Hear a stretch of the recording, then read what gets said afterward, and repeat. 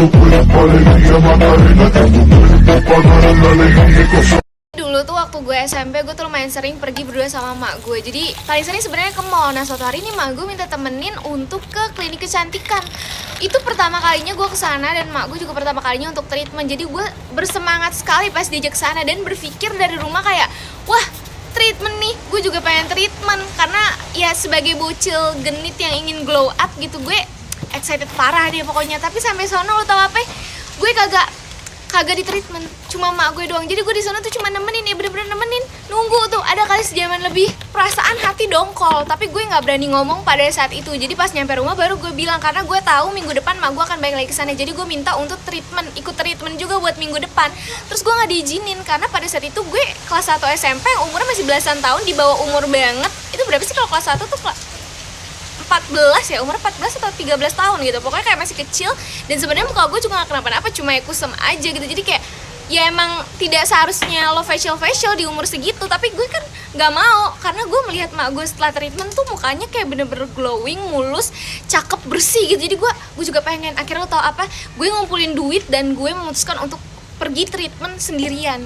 Jadi buat lo semua yang sering nanya kenapa gue berani keluar atau jalan sendirian, ya emang gue dari dulu udah berani. Lo bayangin aja noh, pergi treatment udah pertama kalinya treatment sendirian pula. Tapi gue gak di tempat mak gue, karena di tempat mak gue mahal.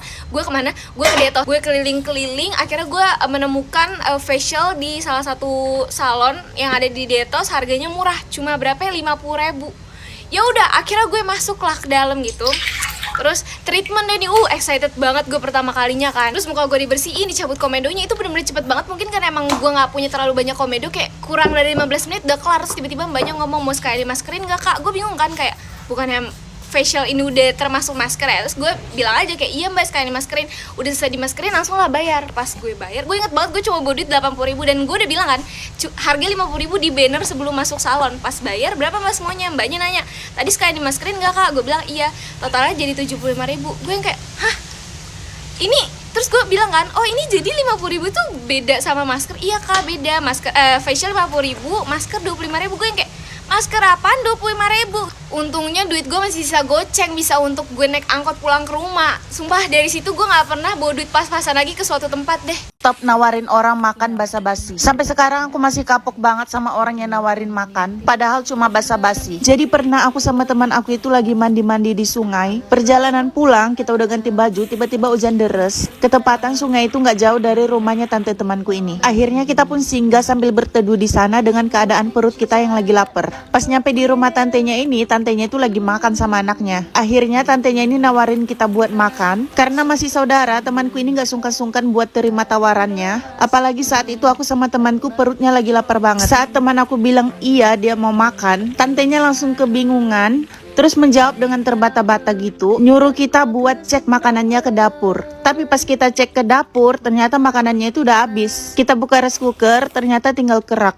Terus kita buka lemari, ternyata cuma sisa sedikit sambal. Kita pun sungkan mau ngomong sama tantenya kalau makanan dia itu udah habis. Akhirnya kita balik lagi ke depan, ke tempat tantenya lagi makan sambil nonton TV. Dan dia ngelihat kita nggak jadi makan, tapi dia nggak nanya sama sekali. Mungkin karena dia tahu makanan di dapur dia udah habis, jadinya dia cuma bisa diam. Karena kita malu banget, jadi kita nggak berani nanya lagi ke dia. Padahal posisi kita benar-benar lapar banget tadi, terus ditawari makan, kita jadi seneng banget. Tapi ternyata makanan si tantenya ini udah habis. Semenjak saat itu kalau ada yang nawarin aku makan, aku nggak pernah mau, karena aku tahu itu cuma basa-basi. Lagi pula nggak enak kan makan di rumah orang. Oh ya kalian jangan salpok, ini aku lagi makan cireng dari Marenta. Ini pakai saus gochujang. Aku suka banget sama cirengnya, pas banget di lidah aku. Nggak cuma cireng, ada bakso aci, seblak, dan basreng favorit aku dari Marenta. Aku suka banget semua makanan yang ada di Marenta karena pas banget di lidah orang Indonesia. Yang mau coba, kalian bisa langsung klik di keranjang kuning. Story of my life kali ini akan menceritakan awal mula. Kayaknya ini nih, gara-gara kejadian ini makanya gue kalau ngeliat muka Farhan tuh kayak bawaannya gede aja gitu. Ya nggak tahu Farhan siapa, Farhan tuh abang gue.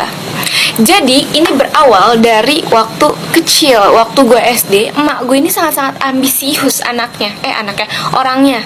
Jadi gue sama abang gue tuh selalu belajar tiap malam, ulangan kagak ulangan belajar.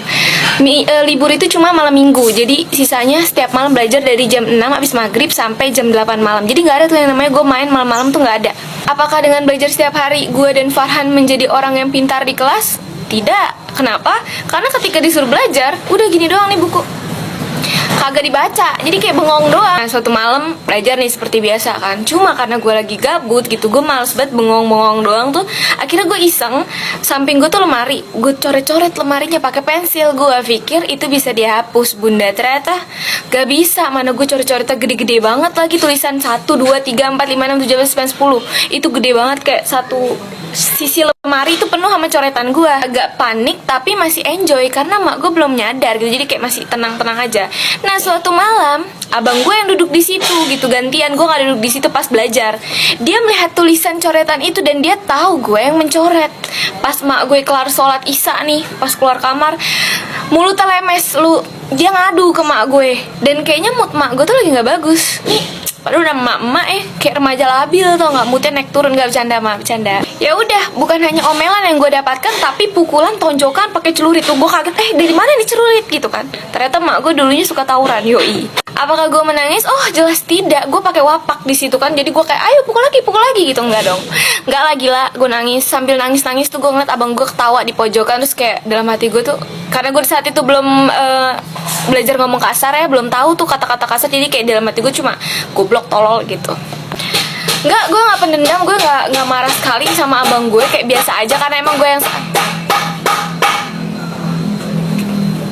kalau ditanya terus lu kesel nggak sih sama abang lu? Enggak, gue tuh anaknya nggak pendendam. Gue kayak sadar juga karena emang di situ gue yang salah. Cuma pas malam tuh, pas dia udah tidur ya gue tonjok-tonjokin, gue cubit-cubitin. Pokoknya apa yang dilakuin mak gue ke gue lakuin ke dia malam itu, bahkan lebih parah. Story of my life lagi, tapi sebelum cerita gue mau nanya, kalian tuh dulu waktu masih kecil ada nggak ya sama kayak gue? Pas lagi sakit, dibawa nggak nih ke dokter, ya kan? Pasti dong berobat, masa ke dukun. Terus ditanya nih sama dokter atau susternya, kenapa? Kamu keluhannya apa yang dirasain sekarang? Itu nggak bisa jawab. Seketika mulut terkunci rapat, lidah tidak bisa bergoyang. Ya, bergoyang gak tuh? Gua selalu kayak gitu. Tiap kali ditanya, pala gua auto nengok ke emak gue atau bapak gue yang lagi nganterin gue. Kayak menunggu mereka yang menjelaskan kepada dokternya. Padahal kan yang ngerasain gue, yang merasakan semuanya, yang ngerasain sakit, yang udah tahu sakit itu dari kapan, itu gue. Tapi tiap kali ditanya sama dokternya gak bisa jawab gue. Gue langsung nengok ke emak gue kayak, mah jawab. Pas masih SD masih wajar lah ya, masih bocil namanya. Sampai dimana gue udah SMP gue masih kayak gitu. Tiap kali gue sakit selalu emak gue atau bapak gue yang ngejelasin ke dokternya gue kenapa. Dokternya sendiri pun masih memaklumi gitu kalau misalnya emak atau bapak gue yang menjelaskan gue nya kenapa. Sampai dimana kelas 3 SMP gue sakit, gue demam, dan demam gue udah tinggi. Abis itu gue dirujuk ke rumah sakit. Biasanya gue tuh ke puskesmas atau klinik doang. Ini pertama kalinya gue ke rumah sakit. Udah gitu ngambil nomor antrian dong. Gue ngantri, gue duduk nih, bapak gue lagi izin kerja atau bener gue nggak tahu, pokoknya lagi teleponan di agak jauh ke sana karena emang itu kondisinya rumah sakitnya lumayan ramai. Dan di dalam tuh udah tinggal satu orang, dan abis itu gue, bapak gue belum datang, gue mau nyari takut nyasar, dan di situ gue nggak bawa HP, udah paket lengkap, gue deg-degan setengah mampus. Bener aja sesuai dugaan, nomor gue dipanggil, nggak mungkin dong gue diem dong karang bego di situ. Ya udah, akhirnya gue masuk, bapak gue belum datang, nggak tahu di mana. Pas masuk, gue ditanya nama, umur gitu-gitu. Terus habis itu gue bilang dengan memberanikan diri, gue bilang, dok boleh ditunggu sebentar nggak, bapak saya lagi di luar, lagi telepon. Terus lo tahu jawaban tuh dokter apa yang bikin gue kena mental? Loh, ini yang sakit kamu atau papa kamu? Kamu kan? Yaudah, kenapa harus nungguin papa kamu? Anjir, lu bayangin gue dijawab kayak gitu, gue langsung kayak mau nangis, kayak berasa di ospek gue. Terus gue tidak bisa berkata apapun. Ya udah, akhirnya dilanjutkan dengan sesi pertanyaan tanya jawab dengan gue yang menjawab dengan gemetar. Bapak gue baru masuk ke ruangan setelah sudah selesai, setelah gue dikasih resep untuk nebus obat. Tapi setelah kejadian itu gue akhirnya menjadi sadar gitu, kayak ya juga sih, gue yang sakit, kenapa gue yang harus malu untuk menjawab gitu. Akhirnya gue menjadi wanita independen setelahnya.